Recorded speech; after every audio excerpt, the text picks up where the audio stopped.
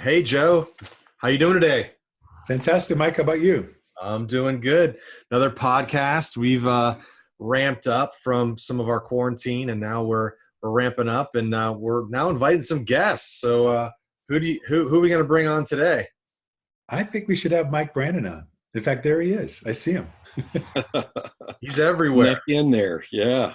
Yeah, trusted Everywhere. colleague from the region.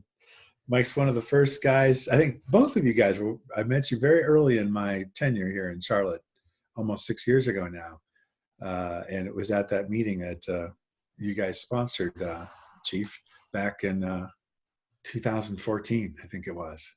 Well, the running joke is all you have to do is say Mike, and somebody's going to turn their head in one of our Yeah, meetings. pretty easy to hit a mic when you're in a room.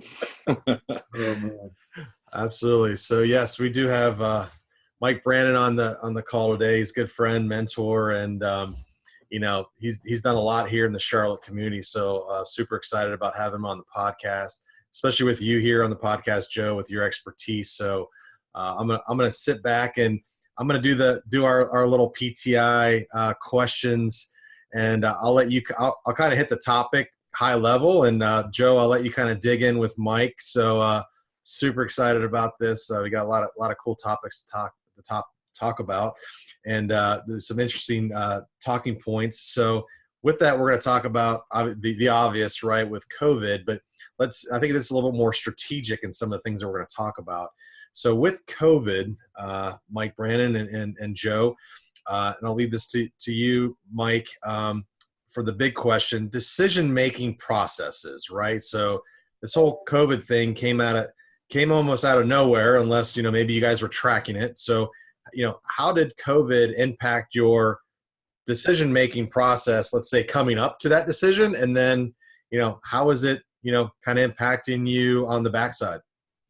So in our case, manufacturer operating in a lot of locations, one of the things we've seen is the pandemic has revealed all kinds of obstacles to be overcome. It's created a lot of challenging situations where you have to learn, adapt, and overcome as a group. It's shined a sharp light on any kind of problems you have in process or leadership. And it's been really challenging to deal with, to keep people safe and to keep working and just to cope. And so as a IT guy, we were kind of fortunate. We weren't hit too hard there, but we've also gotten heavily engaged with trying to keep facilities open and make sure our associates feel safe. We operate in enough places to where we're getting directly impacted. So it's been amazing the amount of change and learning we've had to undergo since this thing got started. Mike, with the remote working aspect of your business, so clearly, factories, you can't produce product remotely. That's kind of hard to do. Have you seen implications there, and what role did IT play in those operations? So we were in the midst of launching a bunch of Microsoft and a bunch of other cloud partner tooling into our manufacturing org.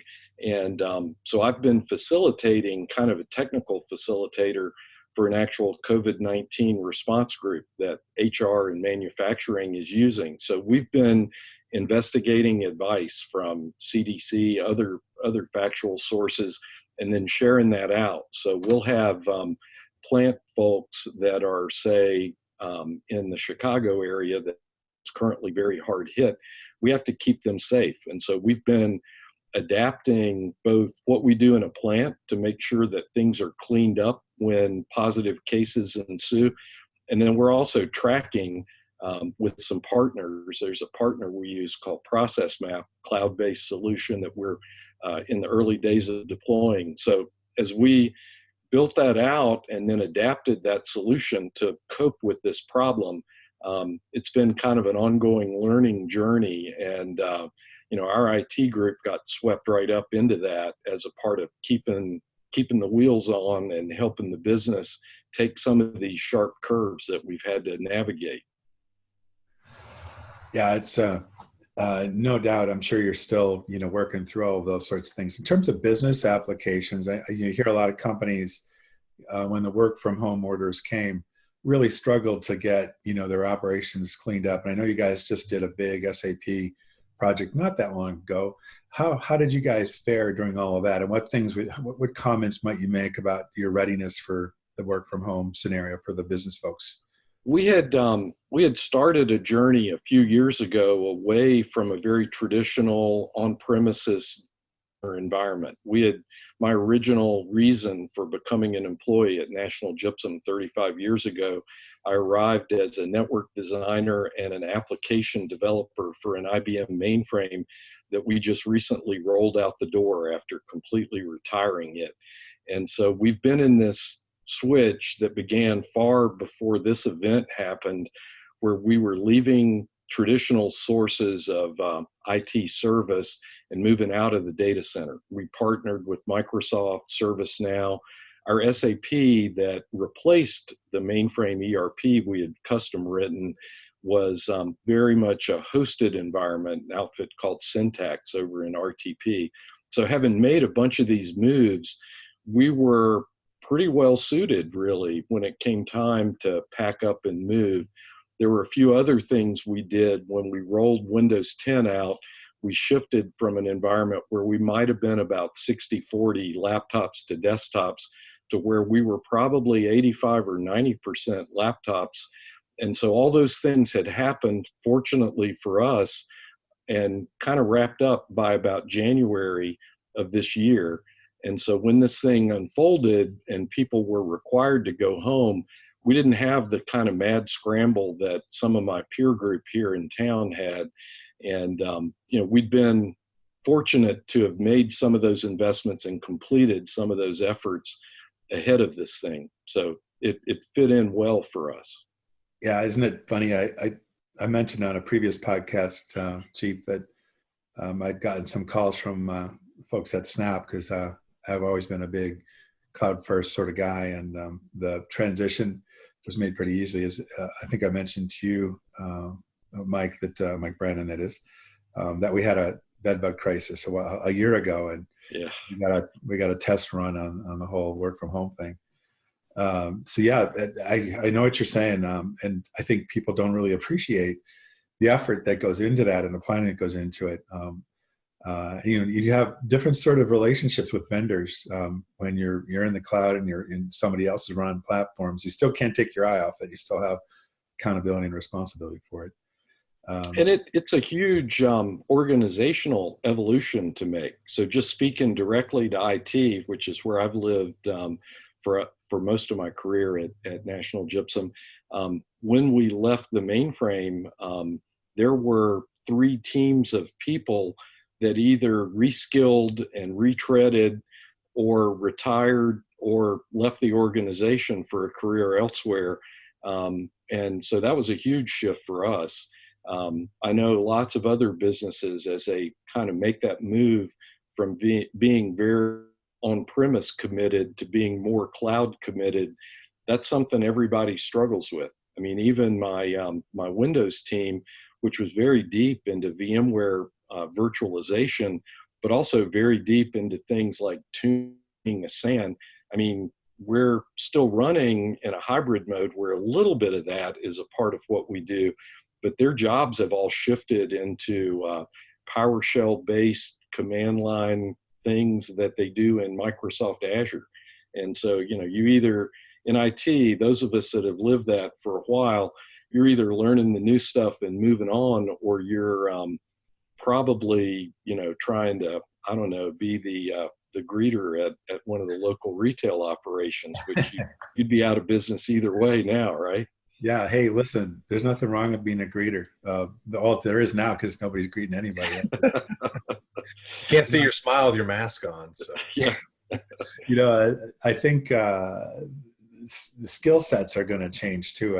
I think the more prevalent we move applications, business capabilities to the cloud, new skill sets are going to come into play. And how do you integrate those solutions? How do you put security around them? How do you pull information out of them? you're concentrating on those things more so than standing up servers, loading software, patching servers. It's that sort of thing. So I think there'll be an evolution in IT skill sets, business skill sets that are really focused on how to maximize business value in the new cloud environments that people are going to be adopting, and hopefully droves. Yeah, yeah. Another huge aspect of our transition, in addition to the shift toward the cloud, we also retired a ton of previously custom written. We had sizable teams that wrote .NET SQL apps that we ran on lots of individual Microsoft Windows servers running in my VMware setup, right? Well, now dozens, well, actually, no, it would be more fair to say hundreds of those custom apps have been retired. And a part of our other strategy was to form up with some of these new SaaS providers and deliver a lot of business benefit through a partnership with an outfit like Process Map that manages all our environmental, our health and safety things that had previously been delivered in another way with, it was actually about 6 different smaller custom apps. And so as we made that transition, you find yourself going from someone who thought of, I'm a hardware engineer or I'm a software developer. Well, now guess what? Could be you have to be a contract administrator. You have to be a business hostage negotiator with the SaaS provider, and you also have to do the right thing to protect the privacy of your data as you engage with these guys and decide how do you go forward together. So it's a real transition that we haven't completely navigated yet. We're still learning how to get that done as best we can. Yeah, it's fascinating. About a week or two ago, you may have all seen this in the media, but some companies who are not so fortunate still have a lot of mainframe running and a lot of COBOL running. And so there's this outcry for help, old COBOL programmers coming out of retirement to come back to work on big mainframe applications. So yeah, I was kind of thinking about starting to moonlight again. Oh yeah, move spaces to print rec, Yeah. Like fashion. If you wait long enough, it'll come back in style, right? So yeah, I'm afraid you're right, Mike. So Mike Brannon, it is. As you look ahead, kind of where's your head at, or how are you thinking about, the next, post-pandemic 6 months or 9 months or a year? What sorts of things are you thinking about from an investment standpoint or cleanup standpoint?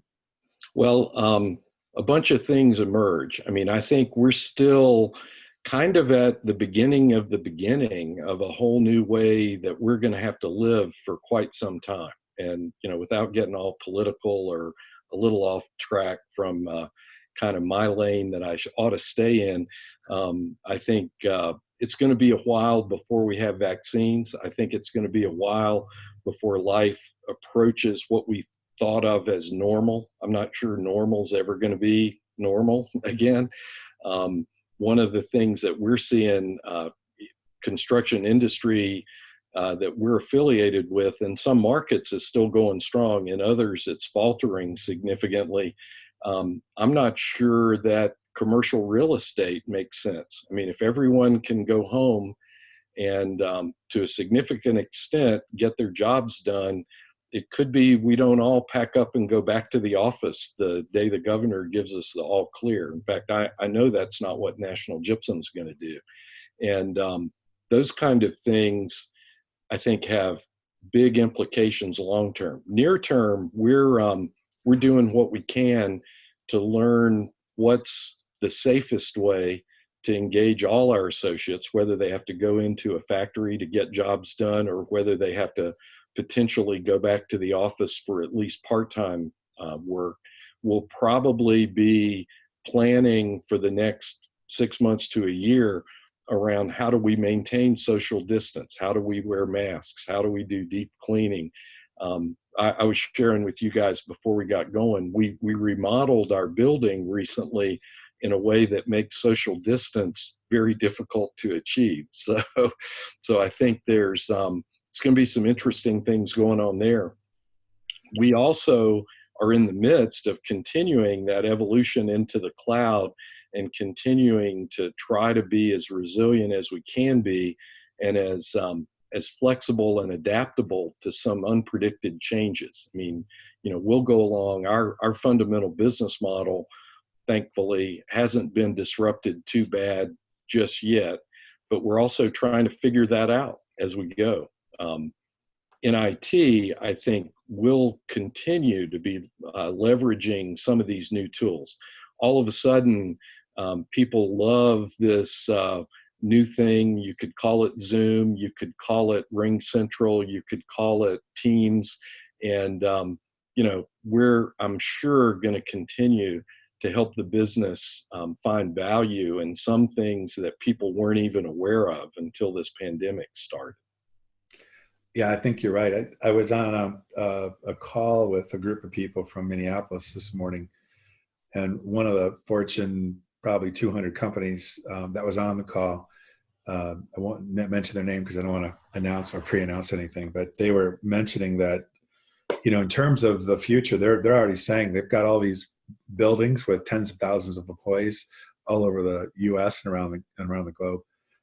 And they're actually thinking about, how do they unwind themselves from that, since they're finding that they're getting a lot of productivity out of the teams that they have. In fact, last year, the call center team, when we had the Bedbug crisis back at my previous company, productivity for those resources were actually on the rise, not on the decline. So yeah. I wouldn't want to be a commercial real estate person right now, because it's a bit of a crapshoot in terms of what's happening there, I would imagine. So are you guys considering, that aspect as well? And you guys have a lot of physical space. You certainly can't do that with manufacturing. You've got to have physical plants. But your administrative offices could certainly be configured differently. I think one of the things we've realized is the recent remodel definitely has to be reset. And, we'll I'm sure, adapt and overcome that pressing, immediate kind of decision. And I think just a little longer term than that, we're going to have to adapt our work process around the people that do things in that office, to where, if I have concerns, there's no vaccine available, I'm worried about my health prospects should I ever contract the virus, chances are I'm not going to want to come into the office and be as present, perhaps, in that setting. So I think we'll have to adapt our overall way we run the business, way we interact with one another, in order to accommodate what it takes for people to feel safe again. So that'll run forward some time. As we do all that, I mean, we just all learned how to do more than perhaps we knew with our laptops at home getting our jobs done. And as we go forward with significantly more work from home, I think we're building new habits and new muscles are being exercised. And I don't think people are just going to snap back to that even after there's a vaccine and we're done. Yeah, I think there's a lot of, executives that, I think back, was it 6 years ago, when Marissa Mayer from Yahoo said she put an end to work from home. Everybody had no work from home, none of that, no virtual working. We've come a long way since then. And I think a lot of people are beginning to realize that you can, in fact, be very effective working remotely. I've always managed teams where you've got resources in various cities around the U.S. And around the globe.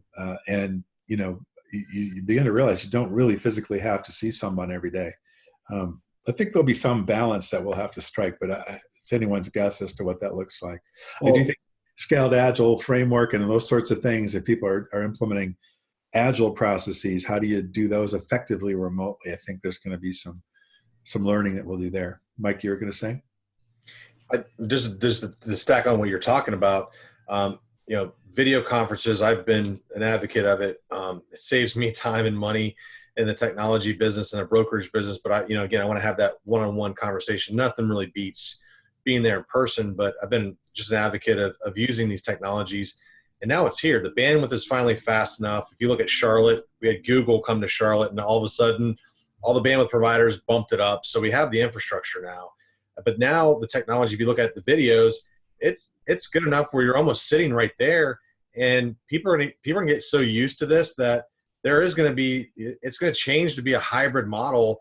And if you get people using that, before people were ashamed, or it's like going in an elevator, you're looking at a mirror, it's just uncomfortable, right?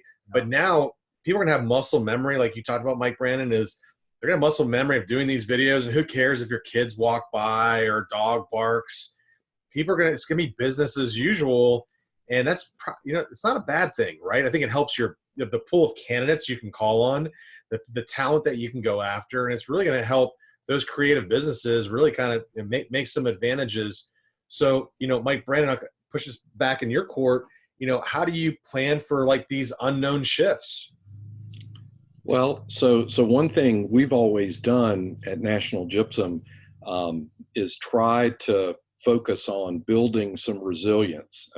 Even if it cost us a little extra, or maybe we didn't shave every nickel or penny off of a given setup, we would build in some resilience.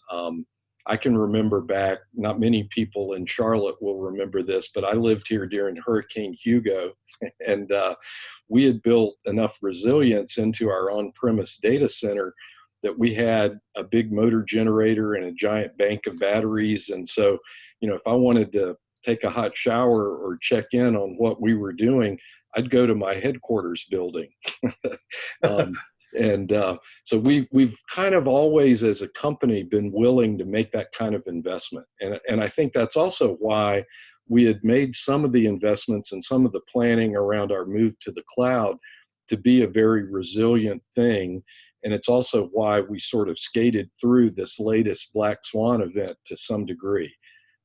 It's not always easy to stop and think about, what should we do to give us some extra bend and flex. I think it also fits a little bit into that agile approach of trying to learn. We had also been doing a biannual drill with a central customer service group we have that we operate at our headquarters. And so again, they're income producing assets that have to get their job done. And even if we just declare a day away from the office due to the forecast of snow and ice, that was the kind of thing we would drill for in the past. We had never done a drill that said everybody go home and stay for months. Yeah. But some of the drill and practice kind of helped us be ready to make that move when the time came.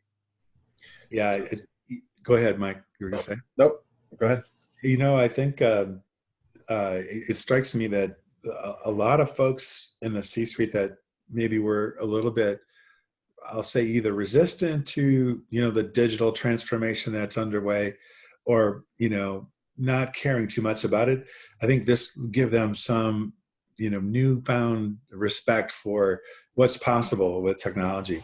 My worry is that, once things get back to whatever normal is in the new world, that people will tend to forget. So I almost feel like we've got to capitalize on some of these, I forget what you call them, Mike, but the rocks under the water, that, once the water comes back and hides them, not going to get the investments to fix what we know is an underlying issue. So, Yeah. Everybody I work with knows I love that old expression of never waste a crisis. And, when events come along, and even if that event, affects your neighbor more than it affected you, there's still lessons to be learned there, right? We've been very blessed here in Charlotte to not have some of the worst of the impacts of this hit us just yet. I hope we can skate by it to some degree, if at all possible. But still, the idea that, everybody ought to wear a mask when they're around any other person, just as a way of knocking down some aspects of this virus, that sort of thing. We gotta learn that lesson. We gotta share that lesson, and then leaders all have to model that lesson so that it's very clear to everyone. You need to help people understand why it is to go back to that resilient idea.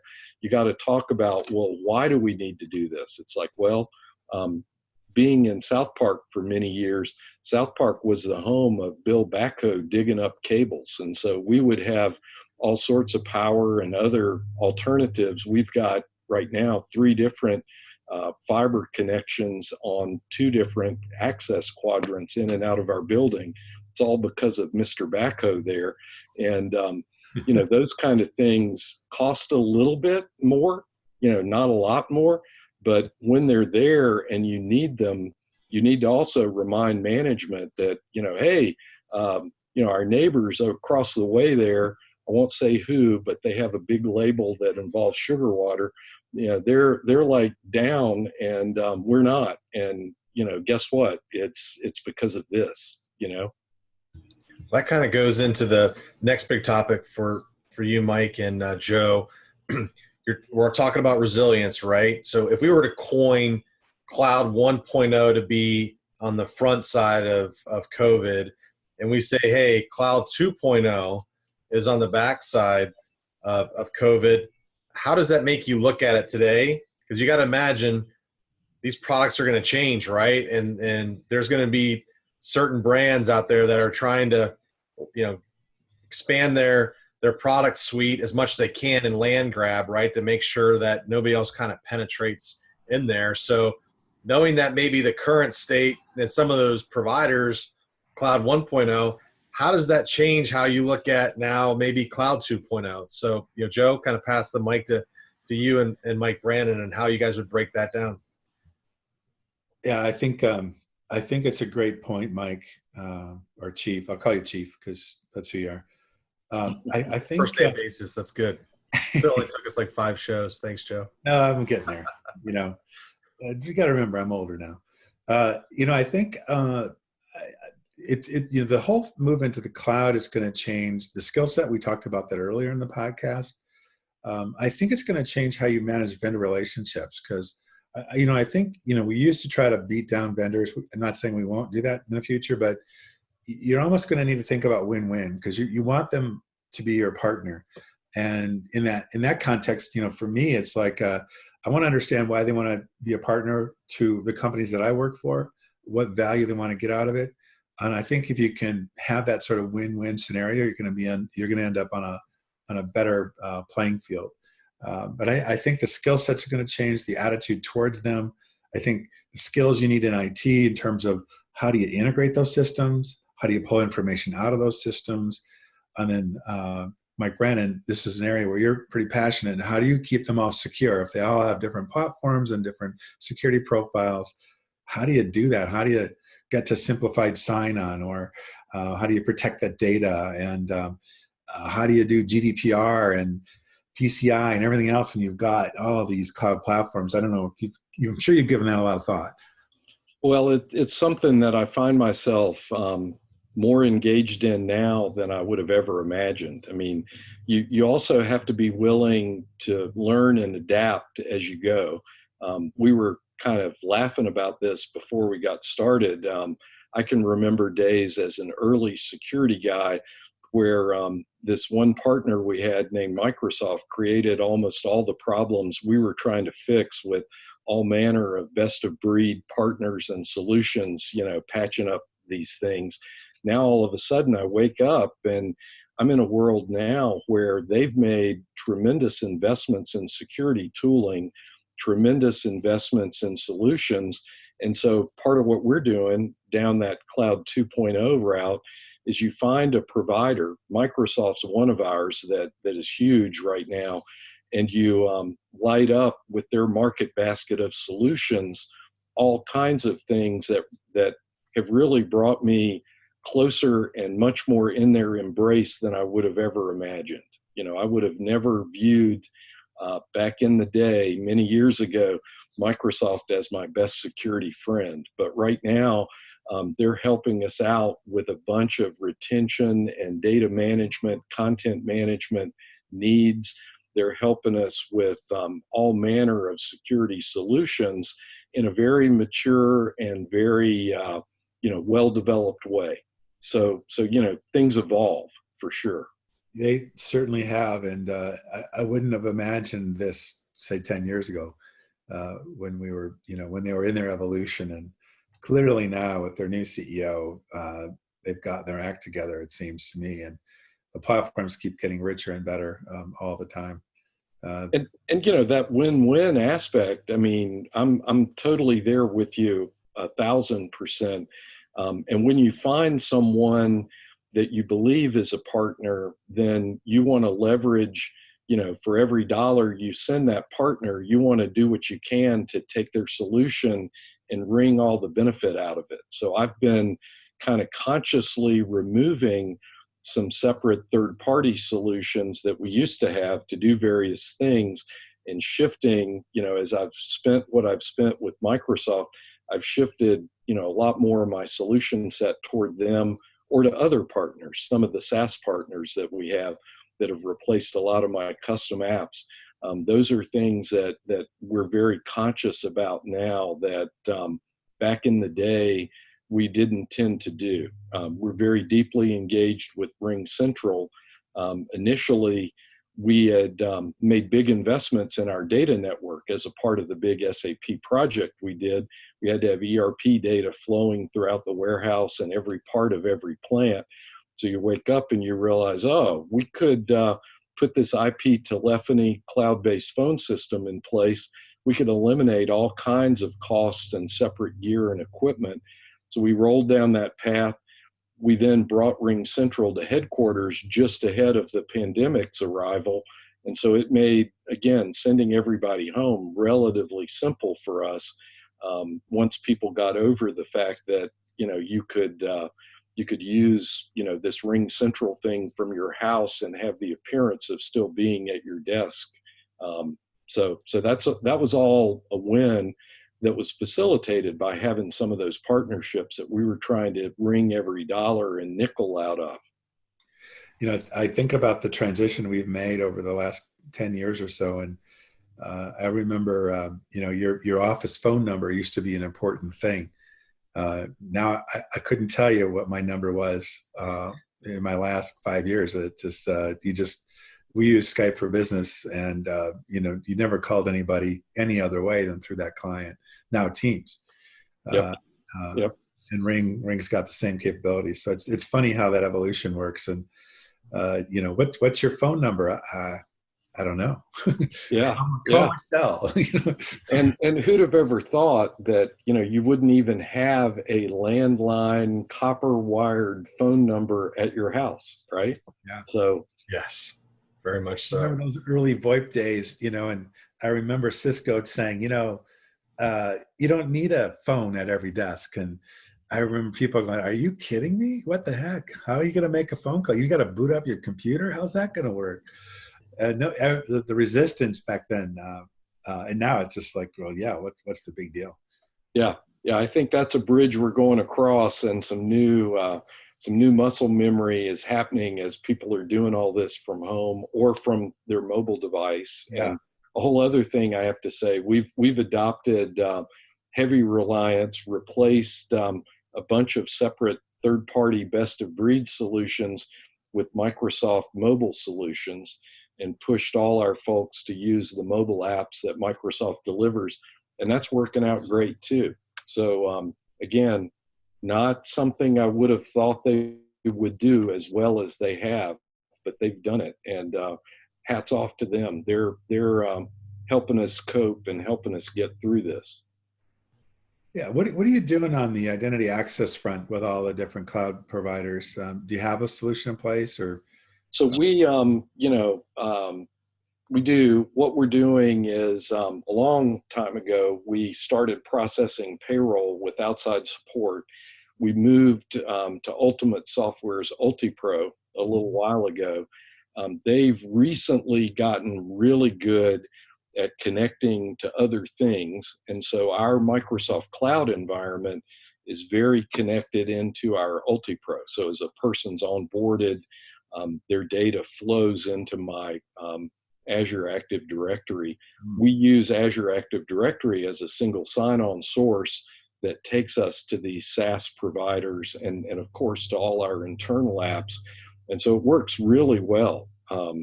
We're still, kind of figuring it out, and also sometimes helping some of our partners figure it out.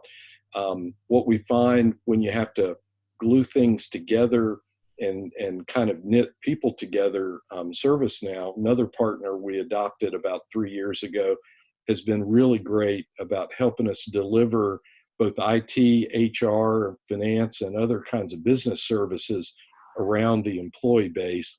And so we can kind of wrap up a mix of paper form, a mix of signatures, and a mix of kind of manual process with some of these things that are more automated. But to the greatest extent possible, this has always been a theme of mine around security. You want security to be kind of invisible and kind of automatic, so that, you know, I'm securing you, but you don't really need to know about all the things I'm doing to make you more secure. And then I need to deliver the easiest way ever for you to do the stuff that the business requires you to do. And also, I need to kind of prevent you from doing the stuff you ought not. It's interesting. I think you're spot on with your approach. Just curious about your employees' families and their cyber readiness. I've had some conversations with people who've said their kids and spouses have been, you know, unfortunate victims of, you know, clickbait on, you know, COVID sorts of things that are false or fake. Are you guys doing anything to help the family members of your employees sort of understand the risks that are out there? We've, for years, probably the only successful security awareness we've ever done involved a very broad approach about, you know, you staying safe and your family staying safe. And that messaging always seemed to work. If it was too work related, you kind of lost people, especially if you tried to get too technical. But, you know, us IT guys, we never learn until we err on that little go across the boundary and have to be reined in. But anyhow, the family related stuff has always been a thing, and all the messaging we do around spam, around ransomware, we're always focused broadly, not just on your work computer. Now, step back from that a second. Another thing we realized we had to do over time, we've restricted access to any business data to business devices that the company owns and manages outright.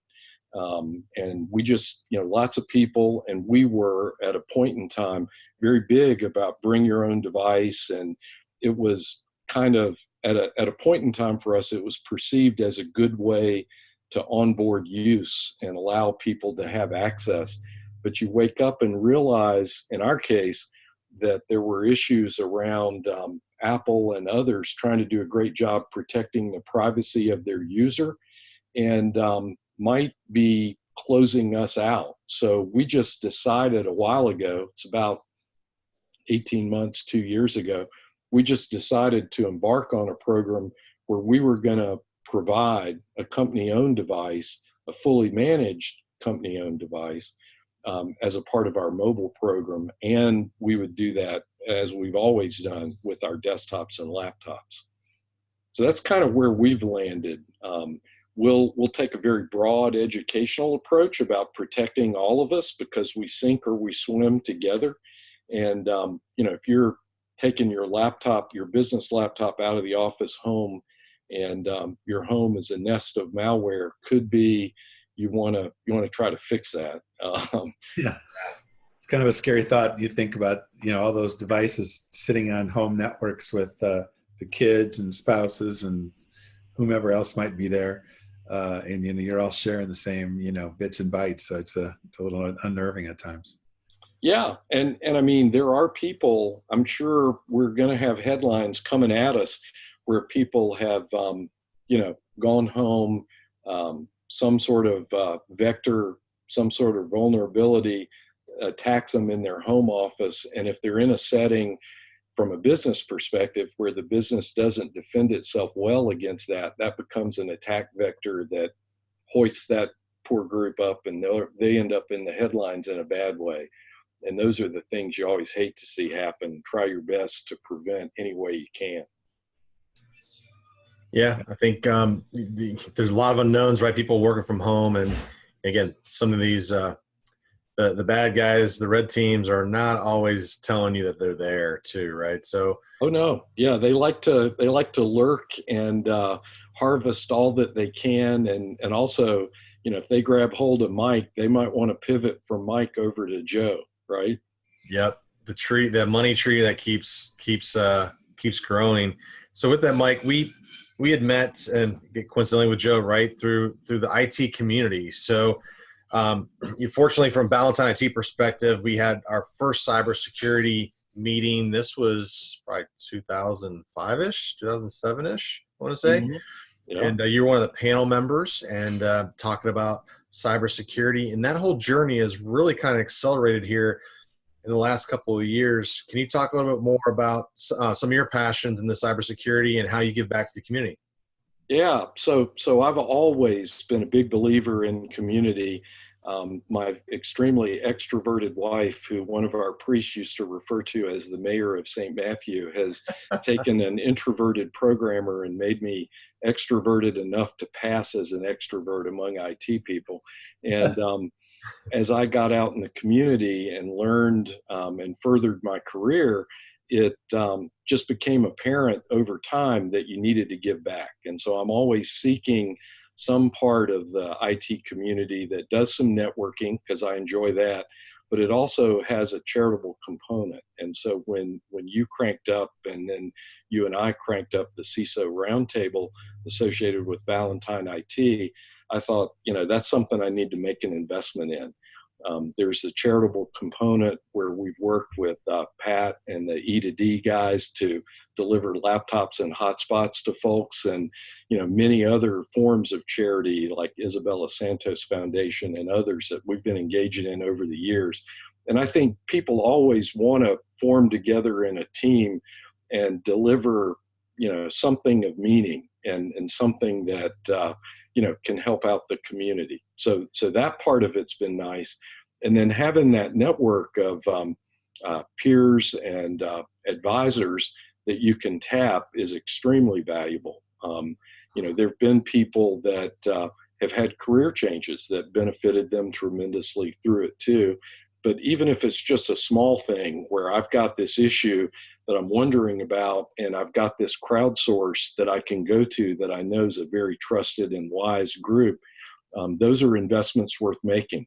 I think our model of trying to pull people together in a way that fits, and the fact that the Ballantyne IT CISO breakfast is within walking distance of my house makes it super easy when we can ever get back together physically.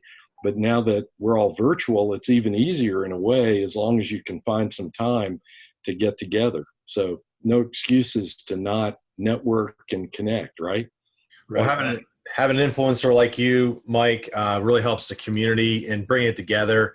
And I know you didn't do it, you had that mindset and the journey and being able to pull in, the likes of Mike Hillhouse and Tom Watson and Bill Lord. And there's several other folks that have their fingerprints on there, but to really kind of build that community in such a community that's built around trust and privacy, it's just super important, which for me as an outsider, I just enjoy being around leadership and learning about new technologies and those business impact. And I think today, even more than ever, I was watching the news Monday or Tuesday of all the bad news that are going. I just happened to just turn on the TV channel, and I won't name the news channel because there's people, and our country's gotten a little very rivalry. It seems like there's more of a rivalry these days in politics than anything. But they were talking about how China is going after 40 different government entities that are all kind of doing the COVID stuff. So it's just like you got to be kidding. And that's just what we know news wise, right? So being there, I have a high level of trust for whatever people are saying, that they're probably pretty close, but there's so many unknowns. So, how important is cybersecurity and that education in the community? And Joe, I'd love to hear your side of it too. How do we make people more aware? People put seatbelts on and we have airbags, but when's going to be that gotcha moment, right? That, wow, we need this, right? It's important. Well, I think it's conversations like this, and I think we all have an obligation, and I really admire both of you because you've both been very active in the community. And I've always been a big believer, if you're going to live and work in a community, you got to be active in it. And I think, through these sorts of conversations, and we share with our friends and neighbors, we start a little bit of a ripple. And I've had that with my own neighbors here. Be careful, watch out, watch for the clickbait, and you start to socialize it and pass it on. And I think we get smarter every day as a community. And I think it's because of folks like you guys who started Ballantyne IT, which I was very thankful for when I got here. I felt like there was an anchor for me to go to. And as we reach out, we're reaching out beyond just IT. We've got a reach that goes through CATC, through all of the local businesses here in town. And I joined the National Association of Corporate Directors, NACD, which is the largest board not-for-profit group in the country. And I made it to one meeting for COVID because now they're all canceled. But just the conversations you have with those business leaders, they're intimidated and scared of technology, and especially cyber. And so they just want to have an honest way to have a conversation, and a safe way, where they're not feeling embarrassed by their lack of knowledge. And I think it's up to us to sort of continue to pass the word. And I think the whole, the cyber thing, sometimes people will make it very arcane and start spouting all sorts of technical mumbo jumbo. Those of us that have spent a life in IT love our 3-letter acronyms, and we'll toss them out and not even realize we've done it sometimes. And so we create maybe some unintentional barriers, but really, security is all about protecting people, their interests, their data, their treasure, whatever it is that they treasure. And that's, people need to help people. And that's part of why I've made those investments in community over the years. It's also one of the reasons I've kind of hung on at National Gypsum for so long, because as a company, that's a core value. I mean, we don't operate anywhere that we don't make a positive investment in the communities that we're in. And that's something I prize, being a part of an organization that puts that as one of their fundamental core things they do. So, you live your life, you try to give back, you try to educate those around you, and that sort of thing. And I appreciate being able to work with guys like you to do this sort of thing on a regular, ongoing basis. Just a part of what helps me get up in the morning in the face sometimes of some pretty overwhelming odds. I mean, this black swan pandemic event we're in right now, who'd have ever imagined that such a thing would ever come our way? But it's only by, human beings working together and protecting one another that we're going to get through this. Yeah, completely agree. And we really are a community, and we have to rely on each other. It's that conscious leadership that I think is so vitally important. And hopefully it lasts long beyond the time when we get back to our new normal. Yeah, there's an old quote. It's probably not sourced correctly, but I think there's a quote that supposedly goes to Churchill about, the Americans will always do the right thing, but only after they try everything else. So could be we're trying a lot of everything else. Hopefully we're learning, and hopefully we're all going to get to do the right thing and make it through this together. Well, driving through Charlotte, especially in the springtime here, I miss seeing the purple gypsum board up, going up along all of Charlotte as it's being built. So with that, Mike, just kind of close the podcast. Anything that you'd like to promote or plug here just to wrap things up? So one thing I'll plug, I've been getting a lot of walking time in, and as I'm walking, I'm listening to podcasts and such. And that's part of what got me connected up to you guys and caused me to kind of reach out and say, hey, I'll volunteer. You're looking for guests, put me there. Another one, Vox Media has a great podcast that Kara Swisher does called Recode Decode. And I would plug that too, if you're into such things. I mean, I'll admit she has a little bit of a political bent, but there's a lot of great information that is shared there. So I'd say, go get your podcast player, put on your walking, running shoes, get on your bike, whatever it is. Go be socially distant, but spend some time with some headphones. And it's a good way to learn and develop. Great suggestion, Mike. Thank you. Joe, any last parting words you'd like to share? Just look, we just talked about it. We need each other. If you guys out there need help, want to talk, we're all there. Mike and the chief and I'm more than happy to get on the phone or do a Zoom call and collaborate with you, talk about issues, challenges. That's what we're here for.